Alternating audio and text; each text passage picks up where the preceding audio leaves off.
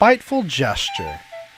Only a few weeks had passed since Edward had taken his passenger train. It had been Edward's first day out in a long time.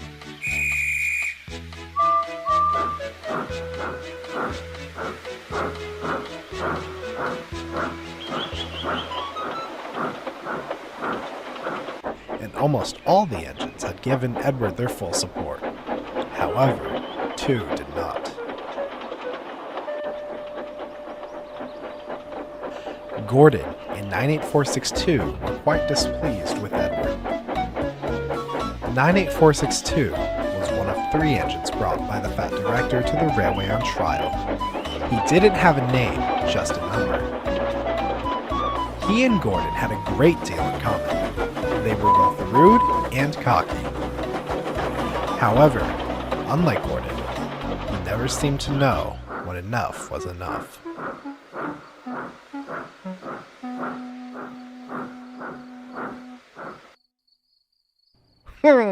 You finally managed to make it out of the station, cackled 98462 as Edward backed down into the sheds one night. Edward had just returned from his passenger run and was feeling quite proud. What a useless engine you are, Edward. I'm sure we'll be hearing plenty of complaints from the passengers tomorrow. You must have been running late all day. The others gave 98462 a foul look, but Edward just smiled. Actually, we were right on time. I'm very happy to be useful again, he chuckled.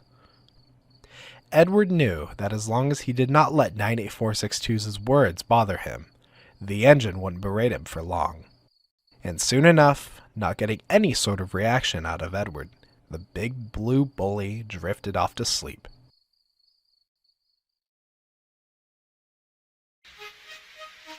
As Edward was now working regularly on passenger trains, the Fat Director extended the timetable to run later into the evenings.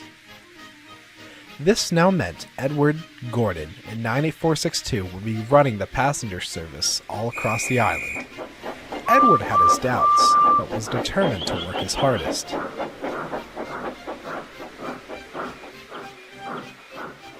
Fortunately for him, he ran the loop line, so only saw Gordon and 98462 at the big station. The weeks passed. Edward thought his trains were getting heavier and heavier, or he was getting older and older. The other engines had noticed this, and offered to help. Ooh. No thank you, panted Edward. You have your own trains to manage. You can't upset the Fat Director's timetable.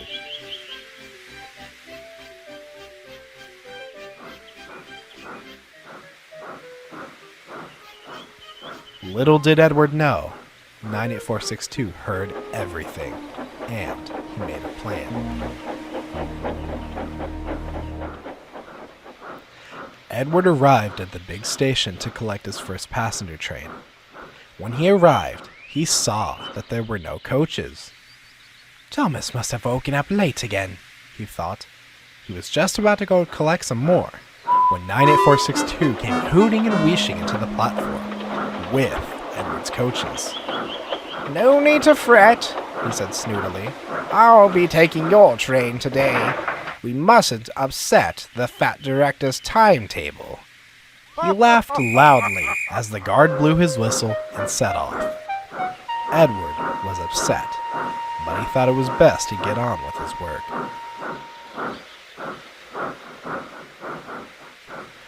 That evening, Edward was backing into his berth, as 98462 was boasting loudly. We don't need Edward anymore. I've proven I can manage 2 trains at once. Why keep him around when all he does is get in the way? Edward helped build these rails that you run on, fumed Thomas. Without him, none of us could have a railway to work on. 98462 interjected. He's a thing of the past. Us bigger tender engines are faster, stronger, and more up-to-date than old iron. Edward finally gave up. He decided to take a stand against 98462.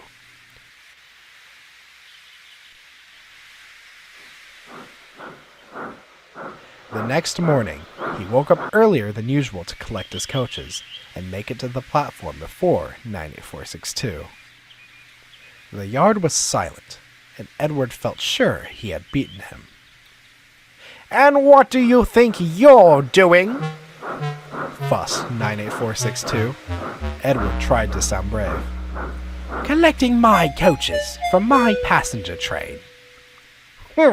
I don't think so, 98462 growled. You're nothing but slow and old. You are going to sit in the shed and wait to be sent away. Or even better, scrapped. Before Edward could say another word, 98462 backed down onto his line and coupled up to his coaches. Edward's heart sank, but not for long. "And just what do you think you're doing?" bellowed a familiar voice. It was the fat director. Collecting my train, sir, 98462 replied, trying to look innocent as he could. "From what I've just seen, that is not the case at all. I've had passenger complaints saying they were taken to the wrong stations, and fellow workers complaining about your treatment of others." 98462's face turned white as a ghost. "My engines," the fat director went on, "work hard and help fellow engines. You have done neither of those. Let me remind you, I had brought you here to work here on trial, and I can see you are not fit for my railway. You shall go back home to the other railway tonight. For now, I want you to go back to the sheds immediately."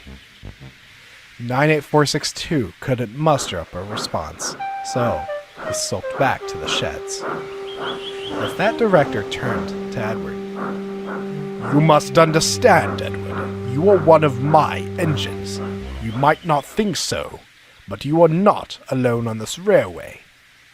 If you have any troubles, you must come and see me right away. Understand?" Edward could see from his warm smile that the fat director was told everything. He looked across the yard and saw Henry and Thomas smiling back. "Now, you have a train to pull. Then after that, I want you to have a nice long rest." As he set off, he felt his position on the fat director's railway was secure, and had no more troubles from that day on. That was, until Gordon...